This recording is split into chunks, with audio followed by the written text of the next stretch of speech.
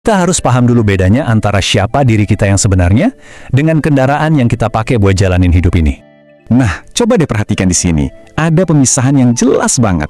Di satu sisi, ada pesawat, ini ibarat tubuh atau jasad kita. Ini adalah hardware kita. Kendaraan duniawi yang butuh bensin, butuh perawatan, dan ada masa pakainya. Tapi di sisi lain, ada sang pilot. Inilah ruh kita. Inilah diri kita yang sejati. Nah, di sistem kita, ancamannya itu ya virus-virus kayak iri hati, ketakutan, dan kecemasan. Pasti familiar banget kan sama perasaan ini? Rasanya stres, capek, kewalahan sama semua tuntutan hidup yang kayaknya nggak ada habisnya.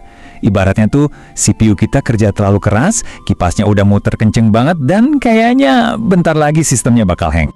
Dan kalau sistem komputer kita lemot atau kepanasan, solusinya kan bukan dipaksa kerja lebih keras, tapi ya di-reboot.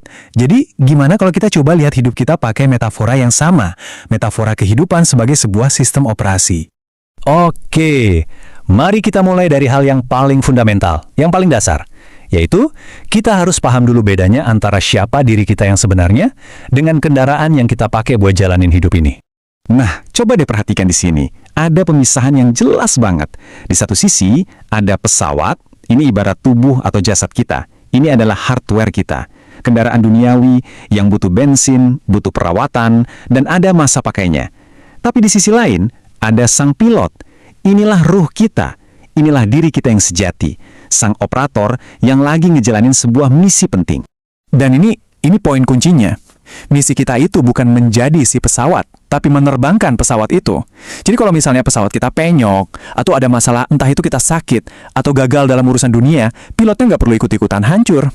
Pola pikir ini penting banget, karena ini bantu kita buat nggak ngegantungin harga diri kita ke kondisi hardware yang sifatnya sementara.